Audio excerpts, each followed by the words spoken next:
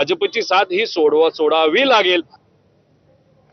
विधान परिषदेच्या 10 जागांसाठी उमेदवारी अर्ज भरण्याची मुदत संपली असली तरी या निवडणुकीबाबत एक मोठी राजकीय बातमी समोर आली आहे। या निवडणुकीत शिवसेनेकडून ओबीसी नेते लक्ष्मण हाकेंना संधी दिली जाणार होती अशी माहिती सूत्रांनी दिली आहे। पक्षामध्ये ओबीसी नेत्याला घेण्यासाठी शिवसेनेची तयारी सुरू होती। त्यासाठी ओबीसी चेहरा म्हणून हाकेंना संधी दिली जाणार होती। मात्र शिवसेनेतील काही नेत्यांच्या विरोधामुळे हाकेंच्या उमेदवारीचा प्रस्ताव रखडला। दरम्यान या वृत्ताला हाकेंनीही दुजोरा दिलाय।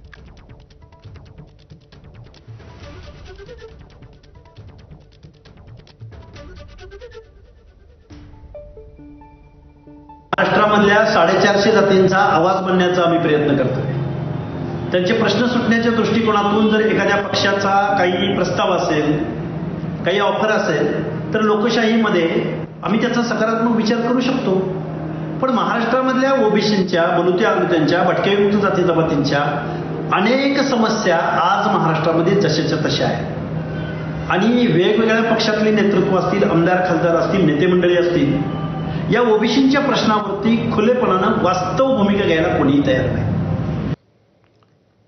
प्रहारचे नेते आणि माजी मंत्री बच्चू कडूंनी काल शिवसेनेत प्रवेश केला। एकनाथ शिंदेंच्या उपस्थितीत त्यांनी धनुष्यबाण हाती घेतले। अवघ्या काही वेळात त्यांनी विधान